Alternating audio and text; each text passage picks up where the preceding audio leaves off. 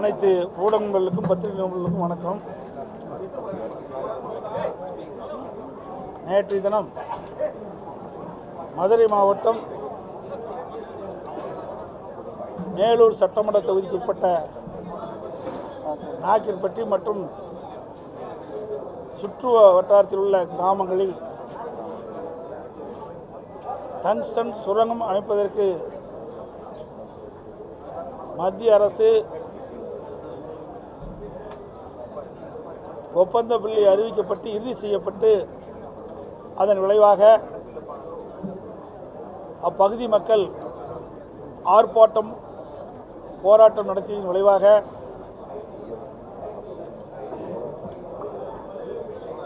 மாண்புமிகு முதலமைச்சர் அவர்கள் டங்ஸ்டன் சுரங்க ஏலத்தை ரத்து செய்ய வேண்டும் என்று ஒரு தனி தீர்மானத்தை சட்டமன்றத்தில் கொண்டு வந்து அப்பொழுது அனைத்து இந்திய அண்ணா திராவிட முன்னேற்ற கழகத்தின் சார்பாக எங்களுடைய கருத்துக்களை பதிவு செய்தோம். மாண்புமிகு முதலமைச்சர் அவர்கள் நேற்றைய தினம் அவருடைய எக்ஸ் வலைதளத்தில் உண்மைக்கு புறமான கருத்தை தெரிவித்திருக்கின்றார். நாடாளுமன்றத்தில் அனைத்து இந்திய அண்ணா திராவிட முன்னேற்ற கழகத்துடைய மாநிலவை உறுப்பினர் அவர்கள் திரு தம்பித்துரை அவர்கள் டங்ஸ்டன் சுரங்கம் அமைப்பதற்கு ஆதரவாக பேசியுள்ளதாகவும்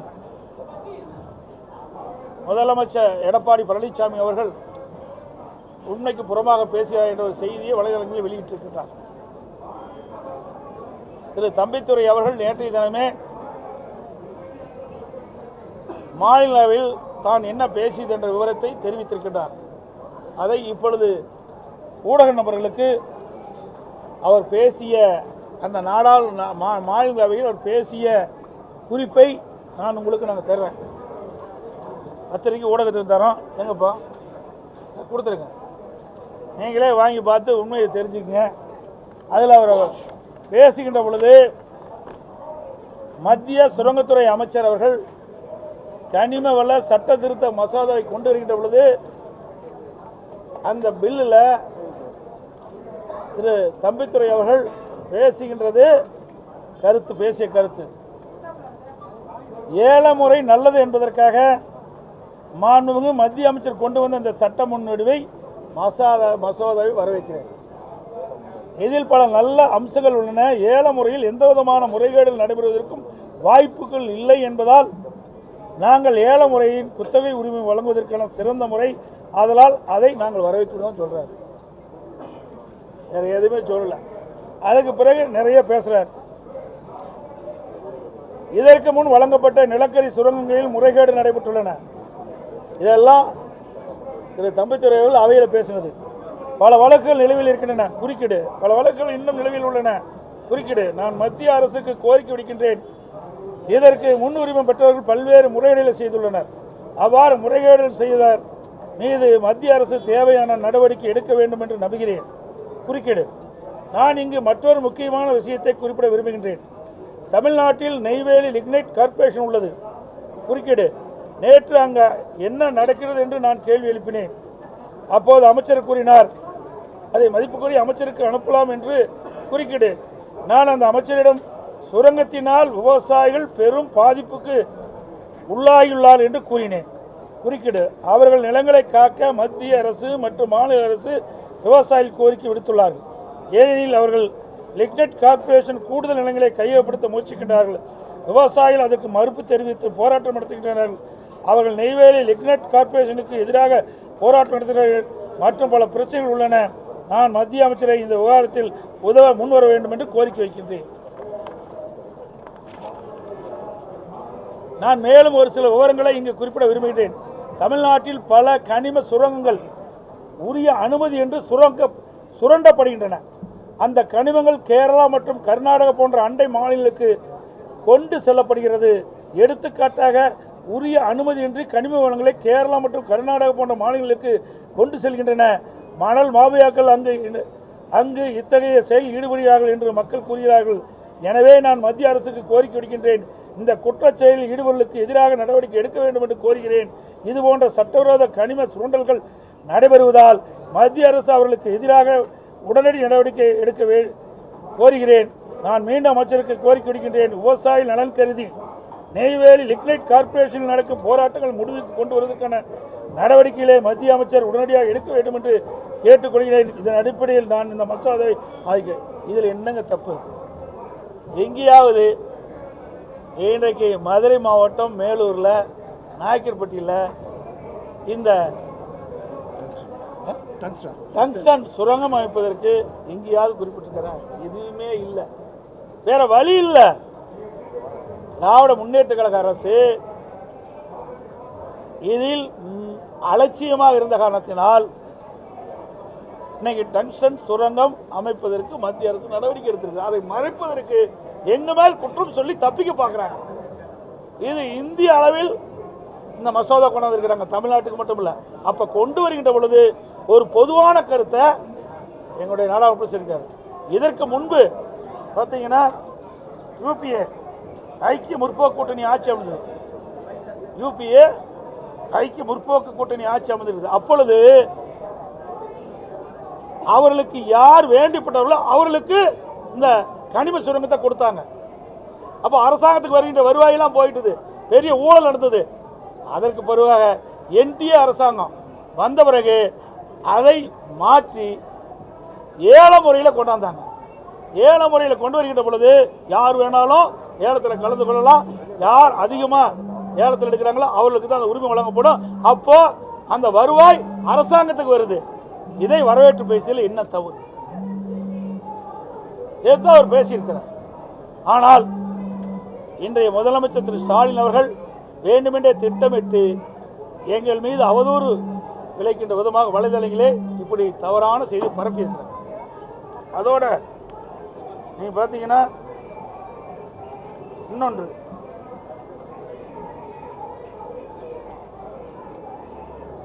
இன்றைக்கு நீர்வளத்துறை அமைச்சர் மத்திய அரசு கடிதம் எழுதியிருக்கிறார். அந்த கடிதத்தில் எங்களுக்கு கிடைக்கப்பட்ட தகவலின்படி அவர் எழுதிய கடிதம் மத்திய அரசுக்கு, மத்திய சுரங்கத்துறை அமைச்சருக்கு எழுதிய கடிதம் நீர்வளத்துறை அமைச்சர்.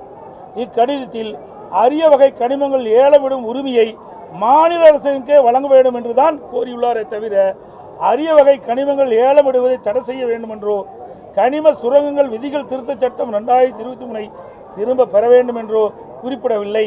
மேலும் தமிழகத்தில் மதுரை மாவட்டத்தில் டங்ஸ்டன் சுரங்கம் அமையக்கூடாது என்று வலியுறுத்தல, எதையுமே சொல்லல. ஏற்கனவே மத்திய சுரங்கத்துறை அமைச்சகம் நாடாளுமன்றத்தில் ஒரு சட்ட மசோதா கொண்டாடுறாங்க. அப்போ அரிய வகை கனிமங்களை மத்திய அரசே குத்தகை கொட வேண்டும் தான், மத்திய அரசாங்கமே அந்த உரிமத்தை வழங்க வேண்டும் என்று தான் இந்த சட்டம் நிறைவேற்றப்பட்டது. அதை மாநில அரசு கேட்குது. அதுக்கு தான் கடிதத்தில் குறிப்பிட்டிருக்க. ஆனால் இதையெல்லாம் திரித்து மக்களிடத்தில் குழப்பத்தை ஏற்படுத்தி இவர்கள் செய்த தவறை மறைப்பதற்காக எங்கள் மீது அம்மாண்டமான குற்றச்சாட்டை முதலமைச்சர் வலைதளமாக வெளியிட்டது கண்டிக்கத்தக்கது. அதோட நிறைய இருக்குதுப்பா. இன்னைக்கு பார்த்தீங்கன்னா தேர்தல் அறிக்கையில்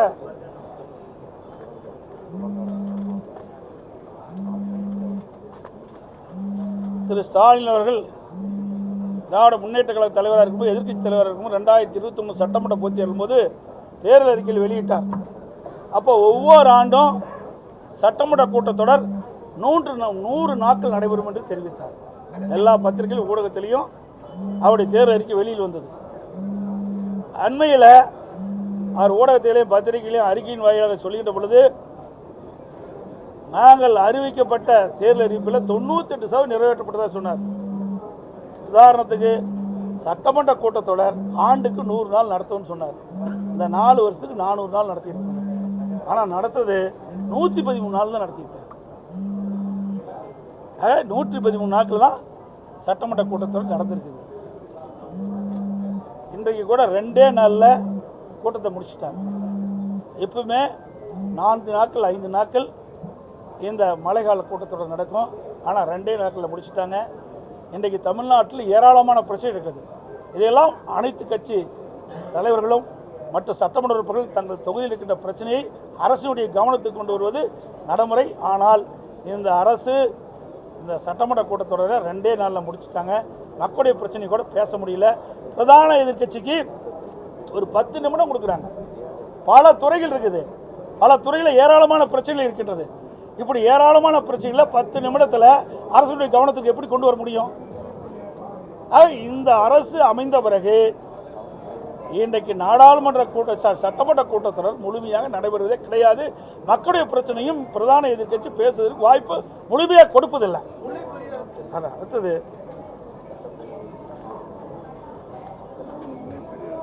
இன்னைக்கு பார்த்தீங்கன்னா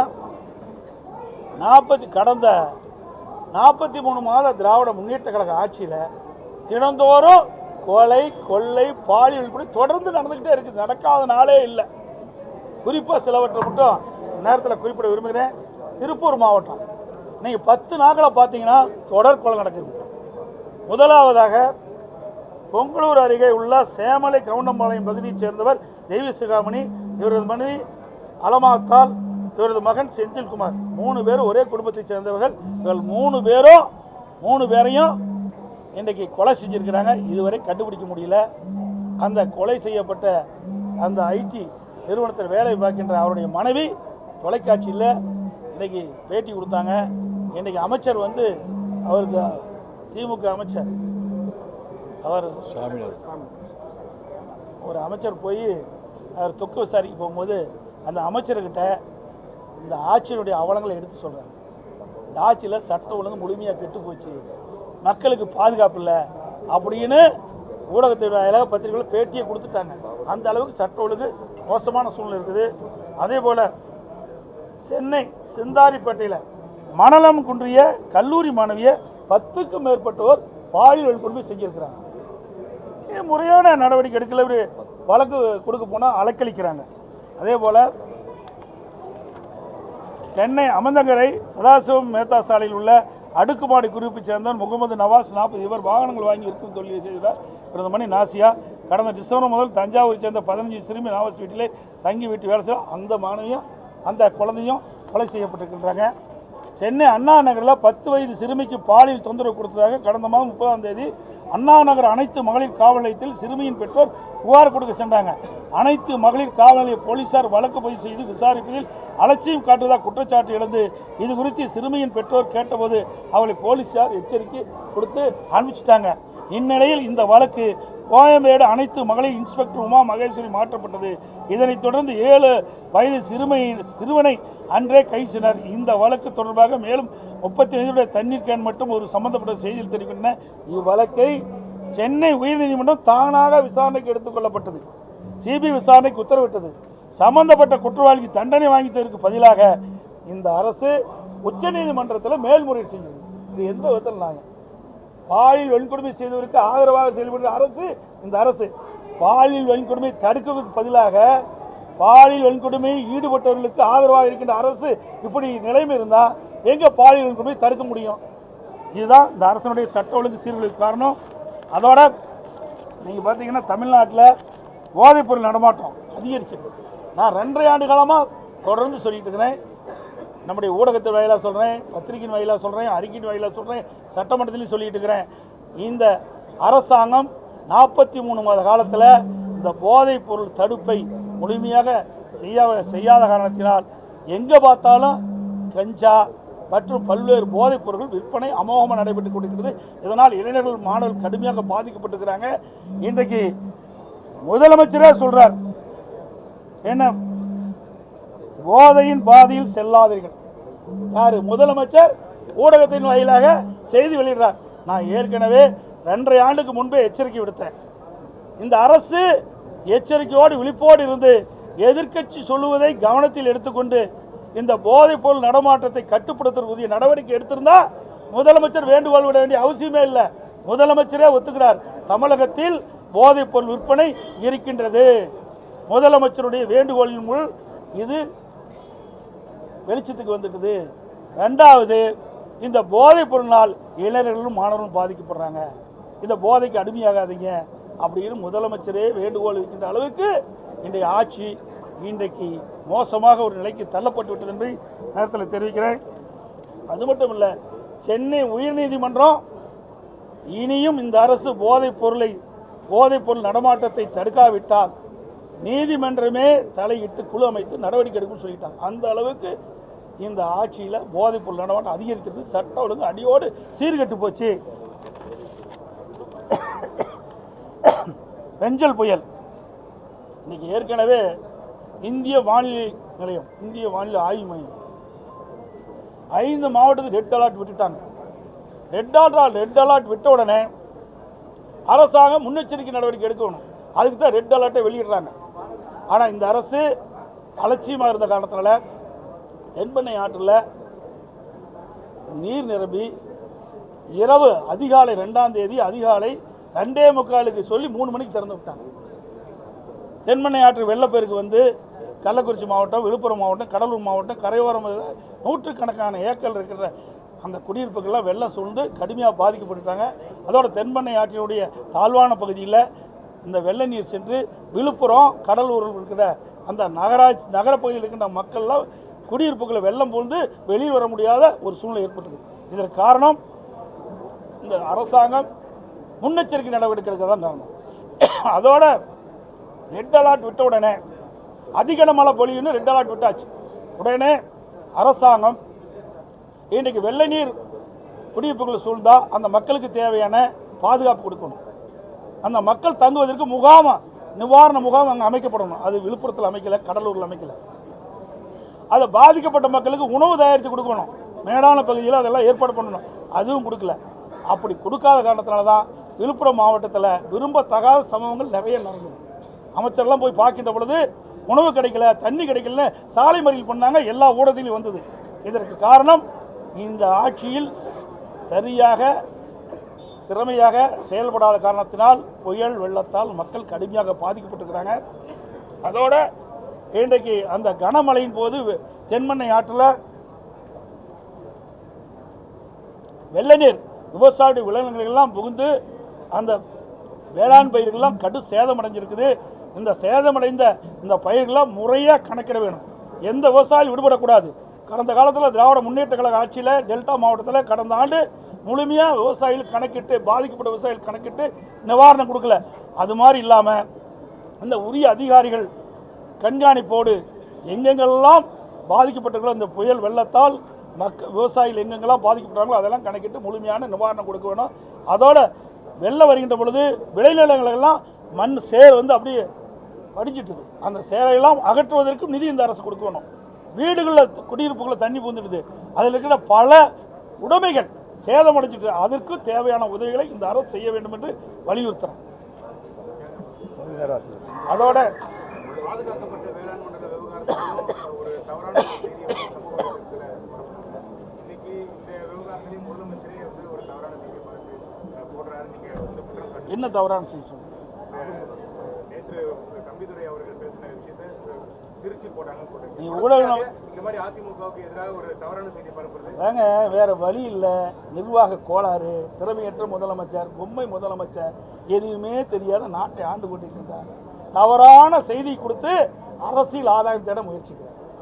உண்மையிலேயே ஒரு நல்ல அரசாங்கம் நடத்துகின்ற முதலமைச்சராக இருந்தால் உண்மை செய்தி வெளியிட வேணும். அத்தனையும் பொய் செய்தி. நாங்கள் தான் தெளிவாக கொடுத்துட்டோம். உங்களுக்கு என்ன பேசுகிறான்னு நாடாளுமன்றத்தில் திரு தம்பிதுரை அவர்கள் என்ன பேசுகிறான்னு அதில் இருக்குல்ல, அதுக்கு மாறாக தானே கொடுக்குறாரு. அவருடைய அலட்சியத்தால் டங்ஸ்டன் சுரங்கம் வந்து இன்னைக்கு நாயக்கர்பட்டியில் வருவதற்காக இந்த அரசாங்கம் நான் ஏற்கனவே தெளிவுபடுத்தேன். நேற்றையே நான் சொல்லியாச்சு. மீண்டும் அதுக்குள்ளே போகக்கூடாதுன்னு நினைக்கிறேன். ஏன்னா 2024 பிப்ரவரி மாதமே டங்ஸ்டன் சுரங்கம் அமைப்பதற்கு மத்திய சுரங்க அமைச்சகம் ஒப்பந்தம் வெளியிட்டிருக்கு. 2011 மாதம் ஒப்பந்தம் இறுதி செய்யப்பட்டு தனியார் கொடுத்துட்டாங்க. அப்போ 10 மாத காலமாக திராவிட முன்னேற்ற கழக அரசு ஏன் நடவடிக்கை எடுக்கும்? மதுரை மாவட்டம் மேலூரில் நாயக்கர்பட்டியில் டங்ஸ்டன் சுரங்கம் அமைப்பதற்கு ஏழை விட்டாச்சு இல்லை, 10 மாதம் இருக்குல்ல இடைவெளியில். 10 மாதத்தில் மத்திய அரசுக்கு இங்கே இருக்கின்ற மக்கள் பாதிக்கப்படுகிறார் என்று கோரிக்கை வச்சுருந்தா நிறைவேற்றியிருப்பாங்க. ஆனால் மக்கள் போராட்டம் செஞ்ச காரணத்தினால தான் வேறு வழி இல்லாத முதலமைச்சர் அவர்கள் பாரத பிரதமர் கடிதம் எழுதுகிறார். அந்த கடிதத்திற்கு அன்றைய தினமே அங்கே சுரங்கத்துறை மத்திய சுரங்கத்துறை அமைச்சகம் பதில் வெளியிட்டது, எக்ஸ் வலைதளத்தில் வெளியிட்டது. நாங்கள் ஒப்பந்தம் வெளியிட்டு 10 மாத காலமாக நீங்கள் எந்த கோரிக்கையும் வைக்கவில்லை அப்படி எக்ஸ் வலைதளத்தில் வெளியிட்டாங்க. அப்படின்னா இந்த ஆட்சியில் ஏதோ நடக்குது. 10 மாத காலம் இடைவெளி இருக்கின்ற பொழுது யாருக்கு உதவ வேண்டும் என்பது தெரியல. அப்படி உண்மையிலேயே இந்த டங்ஸ்டன் சுரங்கம் அமைக்கக்கூடாது என்று இந்த அரசு நினைக்கப்பட்டிருந்தால் உடனடியாக ஒப்பந்தம் அறிவிக்கப்பட்ட உடனே மத்திய அரசுக்கு தகவல் கொடுத்து இதை நிறுத்தியிருக்கலாம். ஒப்பந்தம் இறுதி செய்ய வரைக்கும் காத்திருந்துட்டு மக்கள் போராட்டத்துக்கு பிறகுதான் முதலமைச்சர் வேற வழி இல்லாமல் பிரதமருக்கு கடிதம் கொடுக்குறார். இதுதான் உண்மை. அதோட நான் ஏற்கனவே பேசினேன். நீர்வளத்துறை அமைச்சர் என்ன கேட்டிருக்காரு? டங்ஸ்டன் சுரங்கம் அமைப்பதெல்லாம் சொல்லல, அந்த ஏழை விடுகின்ற உரிமையை தனக்கு வேணும்னு லெட்டர் கொடுத்துருக்காங்க.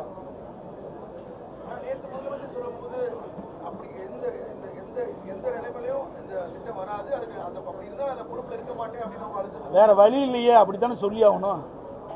வேற என்ன பதில் சொல்ல போறாரு? செஞ்சது பூரா தவறு, மக்கள் விழிச்சுக்கிட்டாங்க, வீதிக்கு போராட்டம்ட்டாங்க, மக்கள் கொதிச்சுட்டாங்க. அதை சரி செய்ய வேணும்னா இப்படி தான் பேசி ஆகணும். வேற வழி என்ன? நல்லது ஆதாரப்பூர்வமாக நான் பேசுகிறேன். எல்லாமே அவர்கள் செய்த தவறு. உடனுக்குடன் அதற்கு தக்க தீர்வு கண்டிருந்தால் இந்த பிரச்சனை ஏற்பட்டிருக்காது.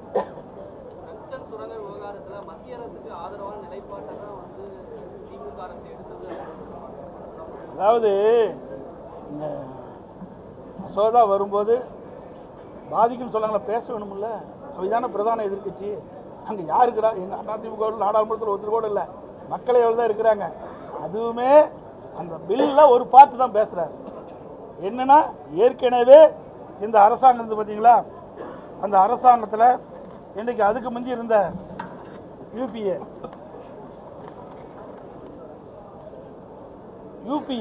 அதாவது ஐக்கிய முற்போக்கு கூட்டணி திமுக அங்கம் வைக்கின்ற அரசாங்கம் இருந்தது. அதில் தன்னிச்சையாக தங்களுக்கு யார் வேண்டிப்பட்டவர்களோ அவர்களுக்கு அந்த உரிமத்தை கொடுத்தாங்க. அதை ரத்து செய்வதற்கு தான் 7 முறை கொண்டு வந்தார். அதை சொல்லித்தான் பேசினார். அப்புறம் நான் ஏற்கனவே படிச்சுட்டோம் கொடுத்துட்டேன். அந்த நெய்வேலியில் எப்படிலாம் பாதிக்கப்படுறாங்கன்னு விவசாயிகள்லாம் அதெல்லாம் நாங்கள் சொல்லியிருக்கோம்ல. இதை வேண்டுமென்றே திட்டமிட்டு அதிமுக மீது ஏதாவது அவதூறு செய்தி வெளியிட வேண்டும் என்று வெளியிட்டிருக்கார் ஒழிய உண்மை செய்தி அல்ல. அனைத்து உடன்களுக்கும் பத்திரிகைகளுக்கும் வணக்கம். அதே மாதிரி இன்றைக்கு 2021 சட்டமன்ற பொதுத் தேர்தலின் போது திராவிட முன்னேற்ற கழக தேர்தல் அறிக்கையில் 181வது அறிவிப்பில் சொல்லியிருக்கிறாங்க, திராவிட முன்னேற்ற கழகம் ஆட்சிக்கு வந்தால் பகுதி ஆசிரியர்கள் அனைவரும் நிரந்தரமாக்கப்படும். இது வரைக்கும் செய்யவே இல்லை. ஆனால் முதலமைச்சர் 98% நிறைவேற்றப்பட்டதாக ஒரு பொய்யை சொல்லிக்கிட்டே இருக்கிறார். ஆக இன்றைக்கி அந்த போராட்டத்தில் இறங்கிறவங்களாம் இன்றைக்கு கைது செய்யப்பட்டு ராஜரத்னம் ஸ்டேடியத்தில் வச்சிருக்கிறாங்க. அவரெல்லாம் விடுதலை செய்ய வேணும். ஏனென்றால் ஒரு தேர்தல் அறிக்கையை நம்பித்தான் மக்கள் வாக்களித்து நீங்கள் ஜெயிச்சிருக்கிறீங்க. எந்த தேர்தல் அறிக்கையுமே நிறைவேற்றலை. முக்கியமான தேர்தல் அறிக்கை எதுவுமே நிறைவேற்றலை. அத்தனையும் பொய். அரசு ஊழியர்களுக்கு கொடுக்கப்பட்ட வாக்குறுதி நிறைவேற்றலை. பகுதி ஆசிரியர்களுக்கு கொடுக்கப்பட்ட வாக்குறுதி நிறைவேற்றலை. இன்னும் பல வாக்குறுதி கிட்டத்தட்ட 525 அறிவிப்புகள் வெளியிட்டிருக்கிறாங்க. அதில் ஒரு 10% அறிவிப்புகள் தான் நிறைவேற்றியிருக்காங்க. முக்கியமான அறிவிப்புகள் எதுவுமே திராவிட முன்னேற்ற அரசு நிறைவேற்றப்படவில்லை. இதெல்லாம் 2026 வருகின்ற சட்டமன்ற தேர்தலில் எதிரொலிக்கும். இவர்களெல்லாம் தக்க பதிலடி அந்த தேர்தலில் மக்கள் வழங்குவாங்க.